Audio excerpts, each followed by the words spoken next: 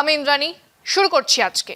School service পরীক্ষায় সেরা সাফল্য মানেই oxygen books SSC gateway series. 26-এ বাংলার নির্বাচনে কেবল বাংলার মসনদে কে বসবেন সেটাই ঠিক করবে তা তো নয়। 26-এ নির্বাচনে অনেক অনেক কিছু ঠিক হবে। গোটা দেশের রাজনীতির দিশা নির্ধারণ হবে বললেও ভুল হয় না। লক্ষ্য যখন স্কুল সার্ভিস, সঙ্গে আছে গেটওয়ে সিরিজ, অক্সিজন বুকস। গতকাল কেরালাতে গিয়ে অমিত শাহ বলেছেন 2024-এ লোকসভাতে বিজেপি 20% ভোট পেয়েছে, এবারে 30% পাবে, বাড়িয়েই বলেছেন। কিন্তু বিধানসভাতে ওই 20-22% ভোট পেলেও বিজেপি খান 12-10 আসন নিয়ে কেরালার রাজনীতিতে 2026 থেকে একটা বড় ভূমিকাতে থাকবে, এটা নিশ্চিত। ওদিকে তামিলনাড়ুতে থলপতি বিজয়ের সঙ্গে বোঝাপড়া করার অনেক চেষ্টার পরেও চিড়ে ভেজেনি।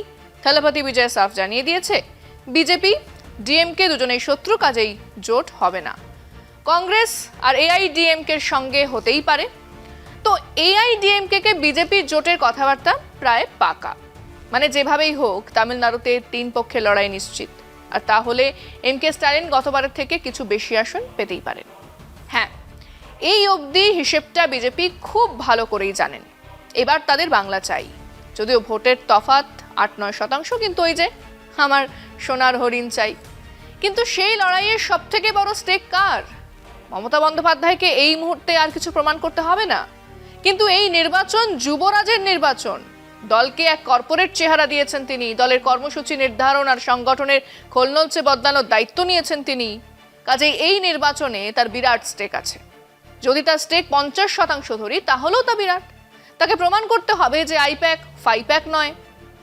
আজকের দিনে নির্বাচন লড়তে হলে ভোট কুশলী সংস্থার প্রয়োজন আছে। তাকে প্রমাণ করতে হবে যে দলের আগামী নেতৃত্বে তিনি যাদের গুরুত্ব দিয়েছেন তাদের কাঁধ ওজন বইতেই পারে। হ্যাঁ, আর অন্যদিকে বিরাট দায় দায়িত্ব শুভেন্দু অধিকারী। এখনো মানে 21 বা 24-এর হারের পরেও বিজেপির কেন্দ্রীয় নেতৃত্ব এখনো নির্ভর করে আছেন শুভেন্দু অধিকারীর সঙ্গে। আর তাই এই মুহূর্তে একলা জগাই হলো শুভেন্দু মাঠেই আছেন, কিন্তু তাকে বইতে হচ্ছে নানান সমস্যা আর ভুগছেন হাজারো স্ববিরোধিতায়। সেটাই বিষয় আজকে। শুভেন্দু অধিকারীর বাংলার সংস্কৃতি এবং হিজাবে আপত্তি। শুভেন্দু অধিকারীকে এখন দেখলে একটা কথাই মনে হয়, তিনি মমতা বন্দ্যোপাধ্যায়ের বিরুদ্ধে লড়ছেন না, নিজের সঙ্গে লড়ছেন। 2021-এ হেরেছেন, 2024-এ হেরেছেন, তবু দিল্লি তাকে বলছে তুমি আমাদের শেষ ভরসা। আর শুভেন্দু সেই ভরসার পাথেও করে ঘুরে বেড়াচ্ছেন, হিজাব ঘোমটা সংস্কৃতির বুলি আওড়াচ্ছেন। হ্যাঁ, শুভেন্দু অধিকারী বলেছেন বাংলায় তিনি বাংলার সংস্কৃতি চান আর হিজাবের আরবি সংস্কৃতি চান না।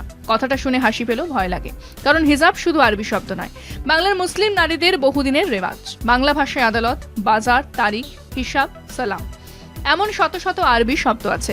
শুভেন্দু কি সেগুলোকে বিদেশি বলবেন? হিন্দু নারীরা ঘোমটা দেয়, মুসলিম নারীরা হিজাব রাখেন, দুটোই এই বাংলার ছবি। রবীন্দ্রনাথ থেকে সিনেমা সবখানেই তা আছে। শুভেন্দু নিজেই আগেও বলেছেন মুসলিম ভোট তিনি চান না, এখন তিনি বলছেন হিজাব সংস্কৃতির বিরুদ্ধে লড়বেন। মানে কি, হিজাব খুলে দেবেন? বিহারে নীতিশ কুমারের মতো আচরণ কি বাংলায় চালু হবে? এটা ভয় দেখানো। সংবিধান বলে পোশাক, বিশ্বাস আর ইচ্ছে ব্যক্তিগত অধিকার। হিজাব আটকানো মানে আইন ভাঙা, এর শাস্তি জেলও হতে পারে। বাংলা সংস্কৃতির নামে এই রাজনীতি আসলে খাঁটি সাম্প্রদায়িকতা।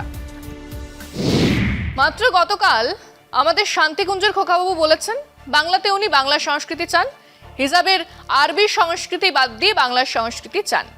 এটা ঘটনা যে হিজাব শব্দটা আরবি, এবং এটাও ঘটনা যে আমাদের বাংলাতে হুদো হুদো আরবি শব্দ ব্যবহার করা হয়। আদালত, উকিল, আসামি, এজলাস, হাকিম, মোক্তার, মামলা, মোকদ্দমা, কানুন, ইশতেহার, জেরা, মক্কেল, নাজির, ফয়সলা, মুনসেফ, মুলতুবি, খারিজ, অন্তর, শহর, দোকান, বাজার, তারিখ, সময়, বাকি, হিসাব, জরুরি, মজবুত, পছন্দ, জবাব, সালাম, তুফান, দুনিয়া, এসবই শুভেন্দুবাবু না জানলেও আরবি ভাষার শব্দ। আর কে না জানেন যে ভাষা এক জাতি বা দেশের সংস্কৃতির অবিচ্ছেদ্য অঙ্গ।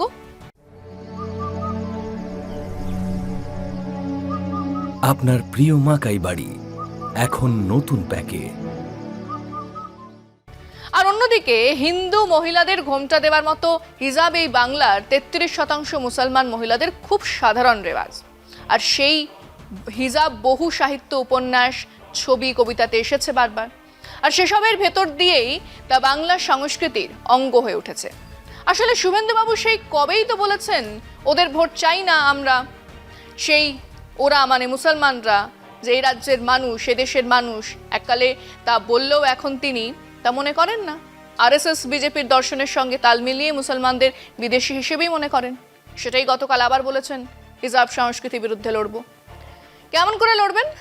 কেন, কদিন আগেই তো ওনাদের জোটের মুখ্যমন্ত্রী নীতিশ কুমার দেখিয়ে দিয়েছেন, এক তরুণী ডাক্তারের হিজাব টেনে খুলে খ্যাক খ্যাক করে হেসে দেখিয়ে দিয়েছিলেন রাস্তাটা। সেটাই এই রাজ্যে লাগু করবেন আমাদের টাচমিনার খোকাবাবু শুভেন্দু অধিকারী। উনি আর ওনার অনুগামীরা হিজাব দেখলেই তুলে দেবেন, খুলে নেবেন না। ওনাদের মুখ ঢাকা ঘোমটাতে আপত্তি নেই, হিজাবে আছে। আমরা আমাদের দর্শকদের জিজ্ঞেস করেছিলাম, বাঙালি হিন্দু মহিলাদের অনেকেই মাথায় ঘোমটা দেন, মুসলমান মহিলারা হিজাব রাখেন। এটাই কি আমাদের বাংলার এক অসাম্প্রদায়িক সংস্কৃতি নয়? তাহলে হিজাব সংস্কৃতিকে আটকাবো বলে শুভেন্দু অধিকারী যা বলছেন, তা কি এক ধর্মের মহিলাদের ভয় দেখানোর জন্য বলছেন?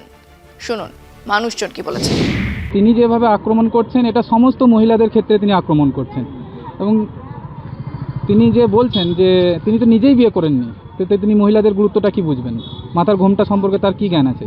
একজন নতুন করে হিন্দুত্ব ধর্ম শেখাচ্ছে বিভাজনের রাজনীতি শুভেন্দু অধিকারী, তার কাছ থেকে আমরা কোনো হিন্দুত্ব শিখবো না। আমরা হিন্দুত্ব শিখতে হলে আমরা বিবেকানন্দের কাছে শিখবো, যে শিকারী ধর্ম মহাসভায় ভারতবর্ষকে মাথা উঁচু করেছিল এবং হিন্দু ধর্ম কী আছে সেটা সারা বিশ্বের কাছে প্রচার করেছিল।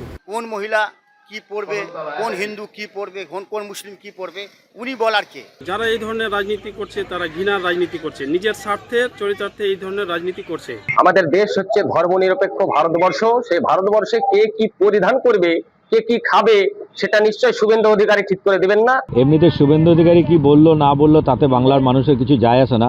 তবুও মানুষ কি পড়বে, মানুষ কি খাবে, এটা মানুষের একান্তই ব্যক্তিগত ব্যাপার।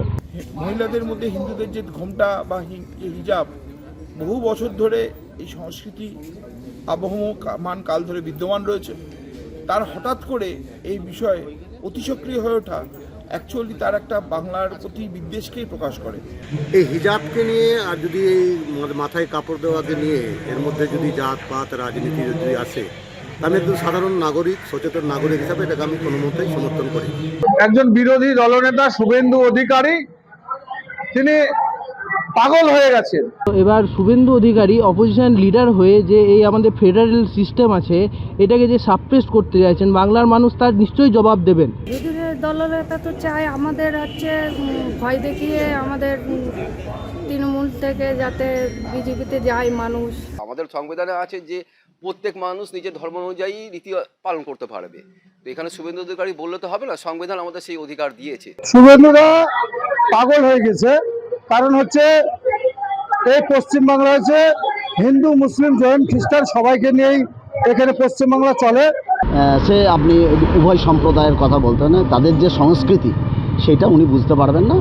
আগে ওনার বৈবাহিক সূত্রে উনি আবদ্ধ হোক, তার পরবর্তী ক্ষেত্রটা পরে উনি বুঝতে পারবেন। আমাদের এই ভারতবর্ষ বিভিন্ন ধর্ম বর্ণের মানুষ বাস করে এবং যে যার ধর্ম নিশ্চিতভাবে পালন করবে, এটাই স্বাভাবিক। আমরা চিরকাল এইভাবেই বসবাস করি, কাঁধে কাঁধ মিলিয়ে এই দেশটাকে আমরা যেমন স্বাধীন করেছি, ঠিক তেমনি বিভিন্ন ধর্মের বর্ণের মানুষ কিন্তু আমরা এই দেশটাকে, এই তিরঙ্গাকে কিন্তু আমরা ভালোবেসে এসেছি।